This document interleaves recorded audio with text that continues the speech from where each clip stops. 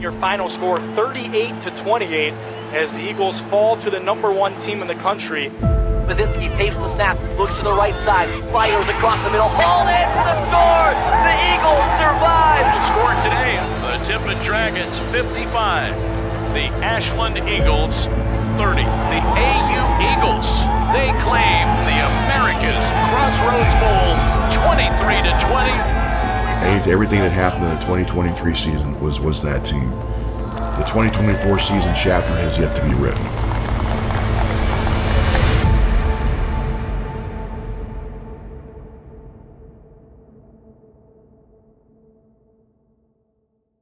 The Ashland University Football Team's 2023 season was one marked by great successes, but it was also held back by shortcomings when it mattered most. Finishing with a record of 9-3, closing the season with 8 straight wins, and claiming the America's Crossroads Bowl leaves the team with a vision of what is possible. Despite this, there's work to be done. What are your general overall thoughts on last season? There were many learning opportunities for us, especially early in the season when we stubbed our toe against IUP and Ferris State. We had to learn how to finish. We had to learn how to come together, stick together, and fight together. And I thought our leaders on our team last year did a tremendous job of helping us rally from an 0-2 start and a 1-3 start.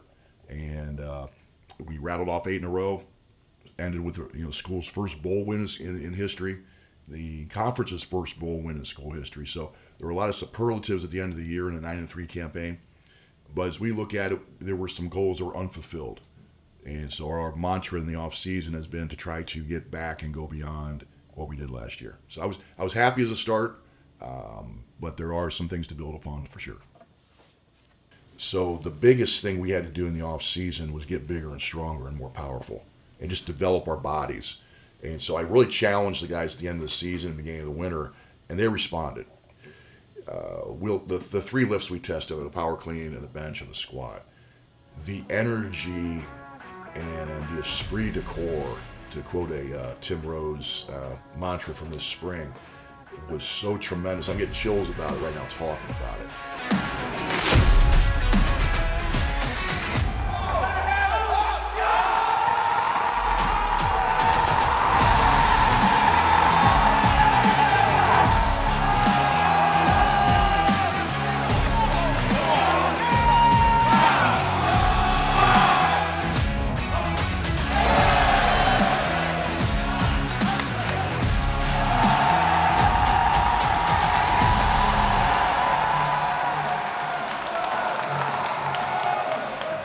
I will tell you this though, guys, from watching, the team energy, the enthusiasm was powerful.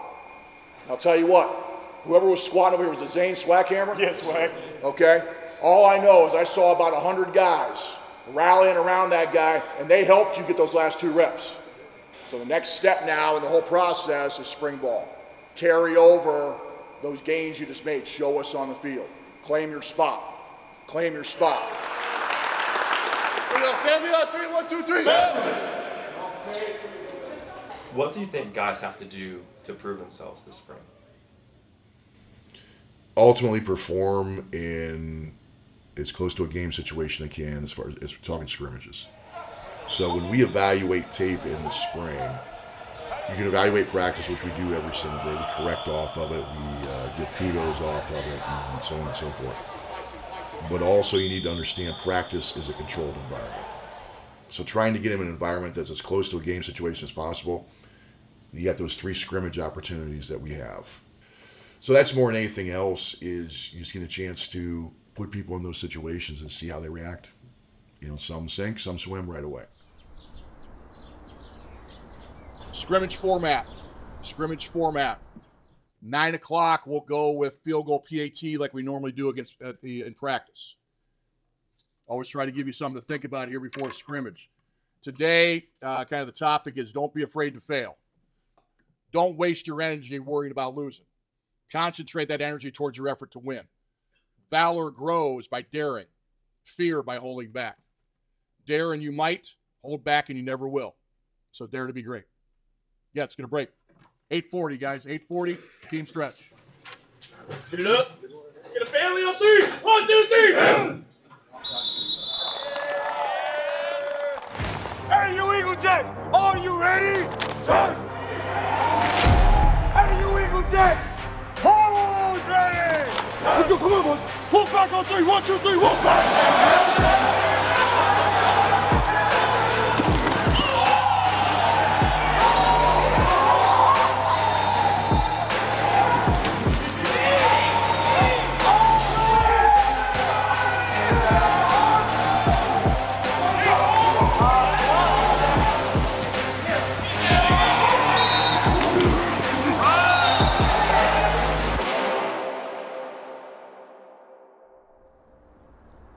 With the first of the 3 spring scrimmages complete, it has become clear where there are opportunities for new leaders to step up.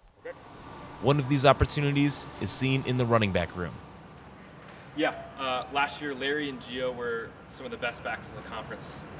How do you and the guys you have now fill the absence? Yeah, anytime you lose, 2 guys that had that much experience playing college football, it's huge.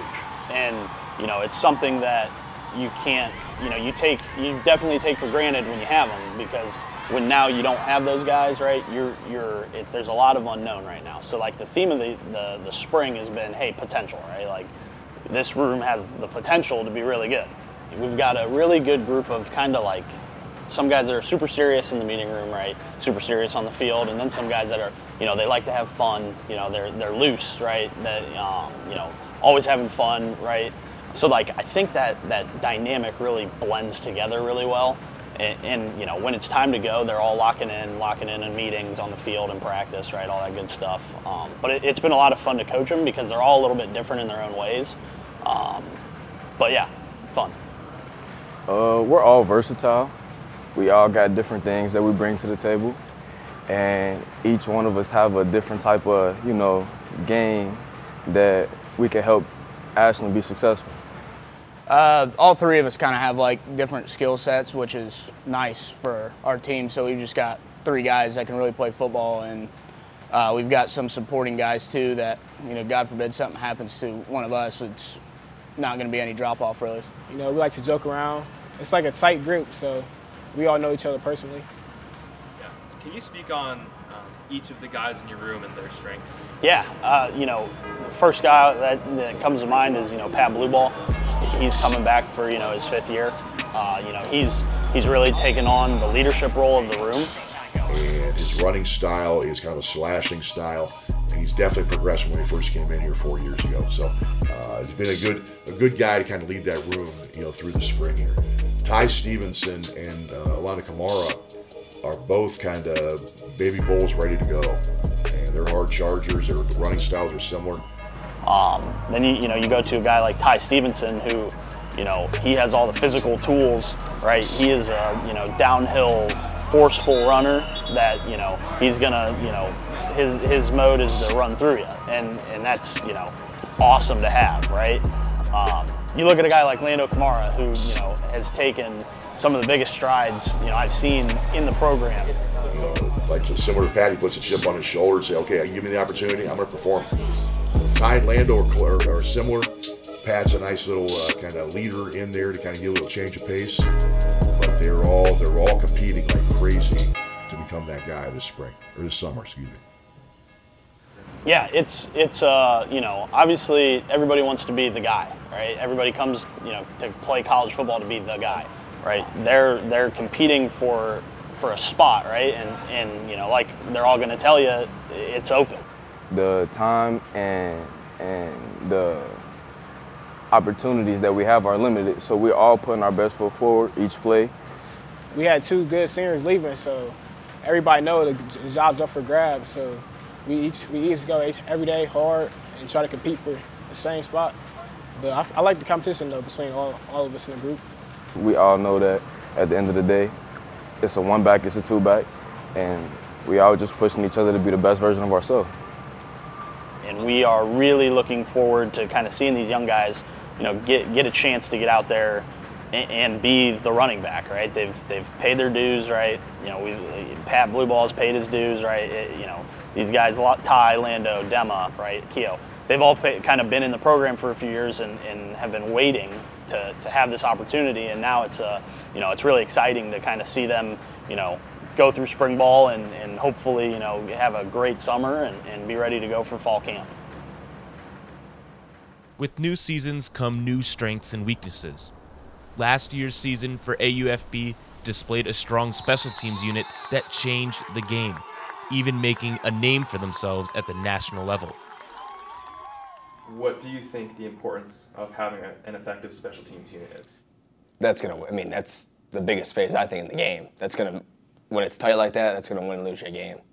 To add that third phase of the game, to really control the other two phases is a big part of it.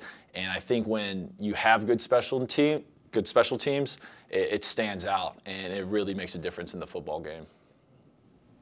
Can you highlight some of the biggest special teams moments from last season that changed the game? I think you can start right from the first game. Against IUP and Ferris in the first quarter, we had punt blocks that led both to touchdowns.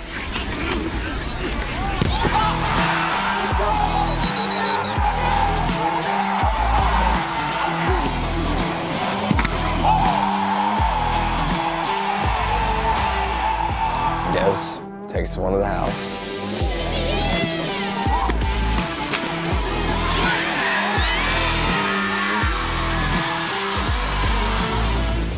And every blocked field goal and punt we've had.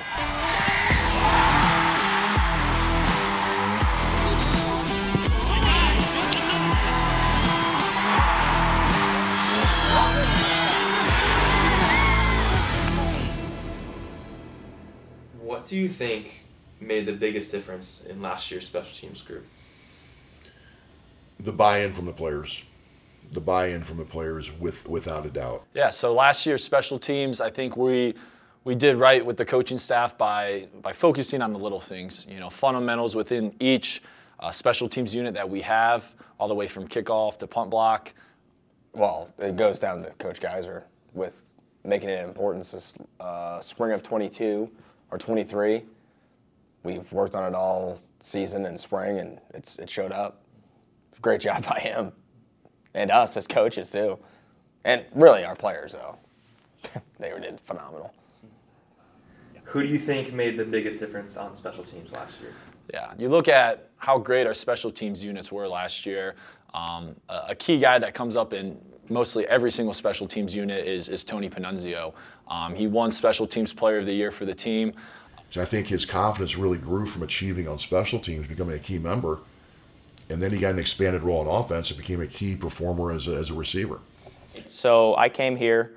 My senior season, I had an injury that put me out for the year. So I was really going off of not too much recruiting. I didn't really get a lot of recruiting. I just sent out my junior film to the coaches, and I got in touch with Coach Stacy first. And he introduced the program, and I loved it. I loved the facilities. I just loved the culture here. And then building off of the walk-on side, we all start at the bottom of the totem pole, and luckily it worked out well. I worked my way up, and it led to some good things here, got me some playing time, and I just think that it went perfect just the way I saw things. I knew it would be a process, but at the end of the day it worked out, so very fortunate for that. Yeah, so another guy who was very impactful for us last year was Anthony Harkness. Hark is just a full-fledged leader. He's very coachable, and he just wants to do what's best for each unit and first teammates.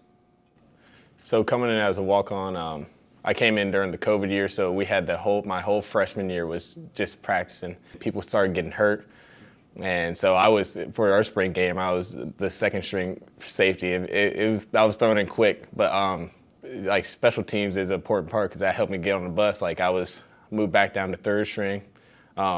But to get on the bus, you have to play special teams. You're not just going to go as a backup. So I played on kickoff and kick return my sophomore year, and that really helped me get on the bus and travel.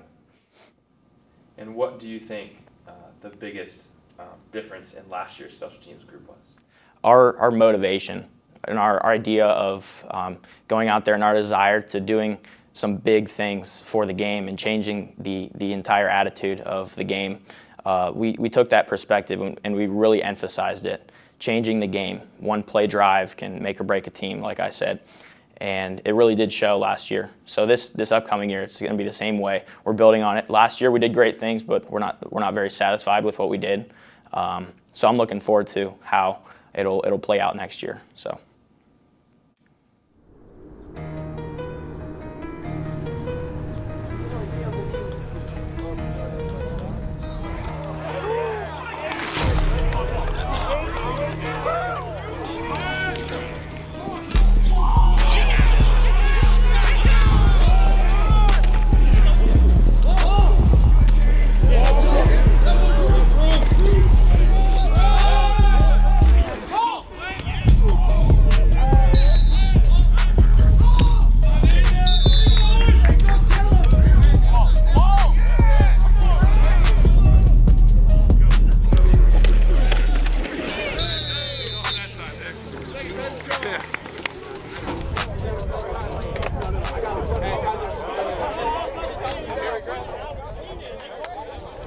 Okay. Day off tomorrow. It's a big academic day, as Coach Ashley talked about earlier in the week. You know, that semester is coming rapidly to a close. Defense flying around as always, fast. Offense starting to put some things together every once in a while, but needs to be more consistent. Okay. Special teams wise, look like we got some things done there with the kickoff. We had some busts on spread punt. We'll need to watch that tape. Family on three, 1, 2, 3. Family.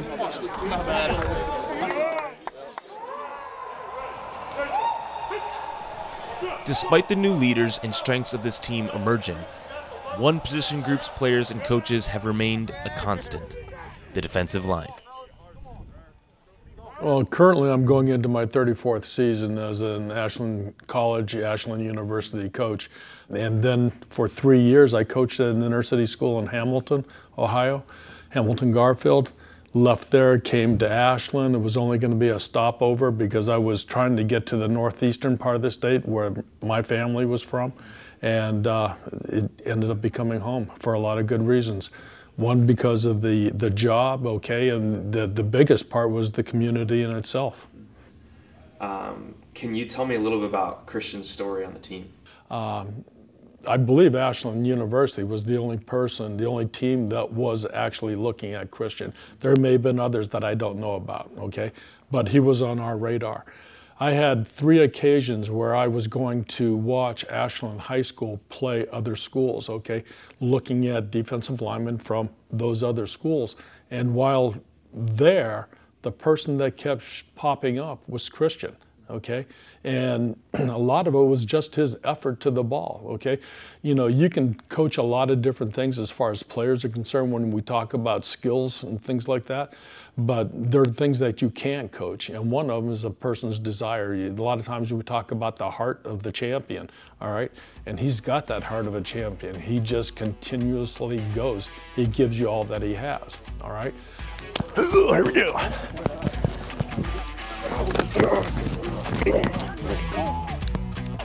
Hey, Tyler, good sack, buddy.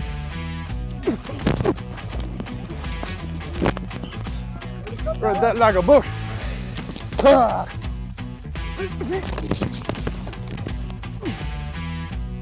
of looks like a 40-year-old dad. Mike, shoot this stuff. Zach. No. Naughty. Ow.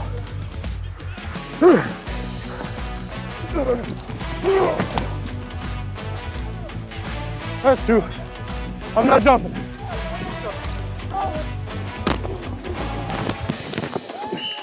Where you going, boy? Tell me about your journey to Ashland football and the role that you have in the team now. All right, I mean, hometown kid, grew up here, watched a lot of football games, and going through high school, had a few good years. Didn't get recruited very heavy coming out, and that's what one of the only offers I actually got was from Ashland, and I was one of the lower guys on totem pole, but I was able to work hard, work my way up, and earn a spot one of the biggest reasons I came here was Coach Sock, because he was one of the coaches that right away was like, hey, I see something in you. You have potential. You're really raw, but you have a lot of potential, and you know, with time you could play here. Coach Sock, he is so much fun to play for, because he is one of those where he's always there to coach you up. He's always there to, you know, I mean, he'll call you when you're wrong. He'll call you on it, but sometimes it's needed. He's always there to, you know, and he's always asking us like, hey, what would you guys like to work on? What would you guys like? What do you think we could do to be better? And so his credibility is huge. He's very demanding, and he doesn't apologize for that. But the reason he's able to coach like that is because his guys know that he loves them and cares for them. And ultimately, he has their best interests at heart, not just as a football player, but as a young man. What are the issues? What do we need to work on? What do we need to see? One, collectively as a group, and then secondarily, okay, individually. Center, pull. Okay. Good read on that, but you gave your chest completely away. Yeah, I missed a punch. Okay, here we go. All right. Sometimes, you know, coaches, they can act like all, you know, like, oh, I know everything. This is how it's done. This is how it's always been done. And Coach Sock, you know, coaching for as long as he has, I mean, he has every right to. But he always sits there and he's learning just as much as we are. And he's always, you know, there for us. He's always, you know, making sure we're okay. He's always making sure that, you know, we're in the right spot to where we can make plays and succeed. So Coach Taylor and I have known each other since I was in high school. He was my high school strength and conditioning coach, and then he was also my high school defensive coordinator at one point in time. And he's always one of those where he comes up with really crazy but really fun like schemes. Can you talk about how Coach Sock and Coach Taylor work together? Andy and John got a neat synergy, and it's kind of exemplified by the fact that Andy is John's son-in-law. And so they play off each other well. You know, John more the seasoned pro, and Andy's kind of that young guy that's always looking for a better way to build a mousetrap and takes pride in what he does. Andy puts a ton of hours in, and he's not with us the whole day. He's got a regular job, you know, teaching with the Ashland City schools that he's got to perform, and then he comes here and he's like the Energizer Bunny, and always has ideas. He brings a fresh enthusiasm and energy. He embodies the spirit of not just doing it the same way because it's always worked that way. And so watching the two play off each other is very, very, very neat situation. As far as the entire defensive line is concerned, I think it's a very, very cohesive group, okay? Collectively, we have to be on the same page doing the same thing, all right? And I think everybody holds one another accountable on the defensive line. We'll sit there and we'll joke with each other, we'll compete with each other, and there's times where, you know, we may not be each other's, like, you know, best friends, but at the end of the day, we're always there for them. And it's like, you know, hey, if you see something that needs corrected, you can go correct them, we'll listen. I mean, I can sit there and bark about, you know, plays, things that they're doing wrong, but unless they take that to heart and believe in me as their position coach that I'm going to get them the right place through technique, okay, then we have issues there as well. So, yeah, collectively, they believe in one another, and that's the difference.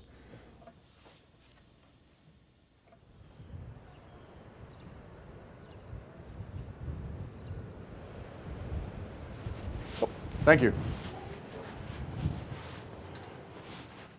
I learned this shortcut halfway through the fall. I would always go through the radio studio. How you doing, Coach? Hey, Coach. How are we doing? Hey, Coach. Hey, I went business casual. Is that okay? Guys, business casual never go wrong. Okay, good, good. Never go okay, wrong. okay. 5. This is Kyle's show, and we're just here working on it today. Actually, I screwed it up. It's actually Kyle's World. Kyle's World. And we're just living in it. We're just living in it. Exactly.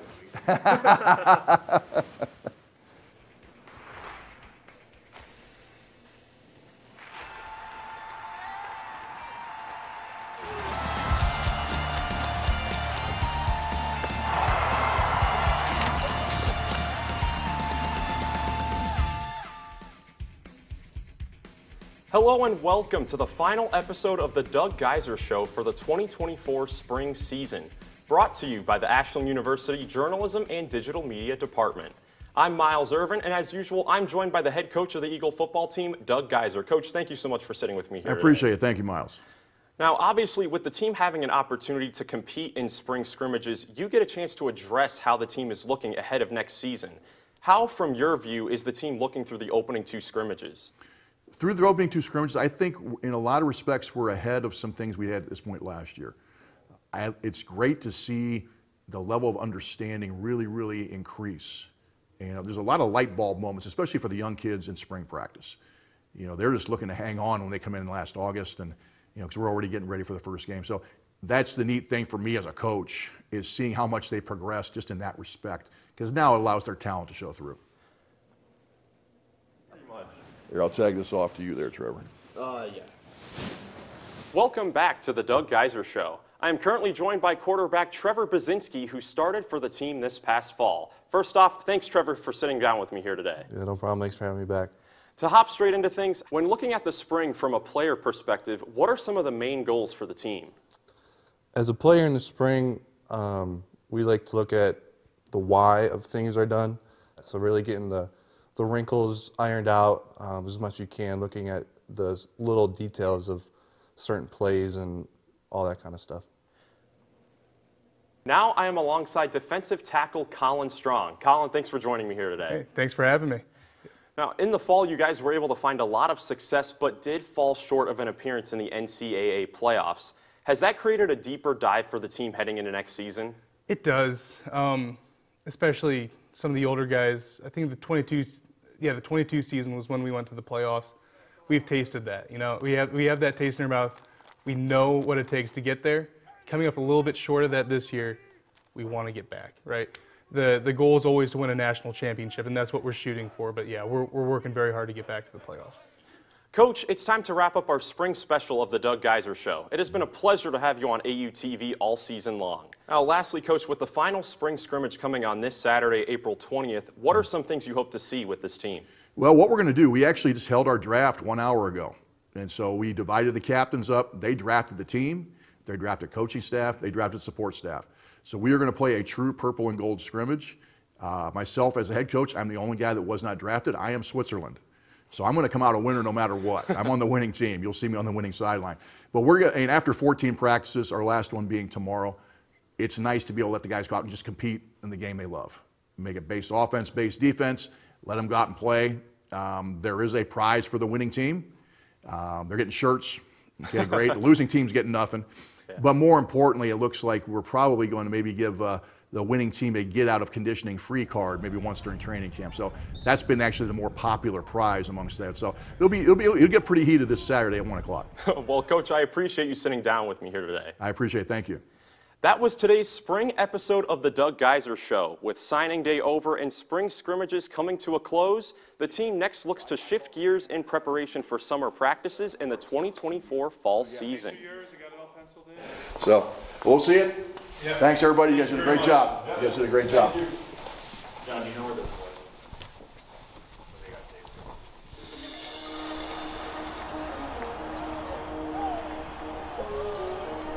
Hey, you Eagle Jack! Are you ready? Hey, you Eagle Jack! Are you ready?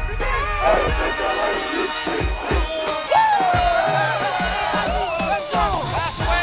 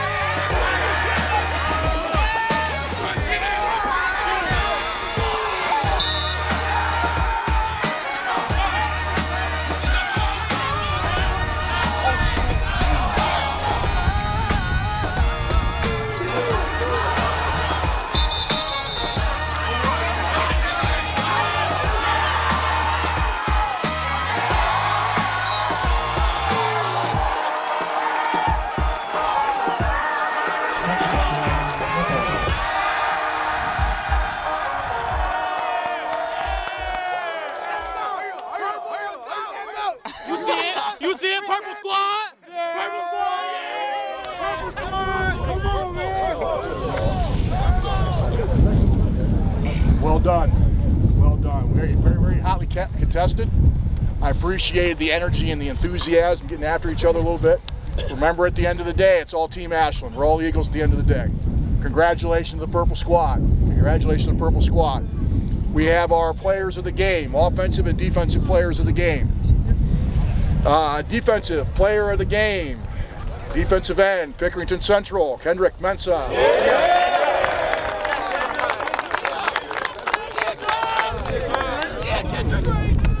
Offensive player of the game, touchdown ceiling reception, Tony Panunzio. Very well done today. Think about this now too. I mean, in the grand scheme of things, defensively, okay, your hands were tied today, right? Hey, it was what it was. You find a way to make plays. I love the way we flew around and made plays. That's a good sign. So now you add in the strategy portion of it. Hey, I like our chances on defense. Offense, you made some strides today. You made some strides. We still need to make some more there. Okay, Joe, let's go prayer, and we'll go team break. Let's pray, guys. Father, thank you so much for these men, all the work that they've put in. I pray that you bless the guys who got dinged up today. Help these guys to stay healthy, Lord. Help us to go into the summer with a great attitude, a winning attitude. Put victory in our hearts. Help us to pull for each other. We pray in Jesus' name. Everybody said, Amen. Amen. Let's go. Get a break there. Talking to get a break.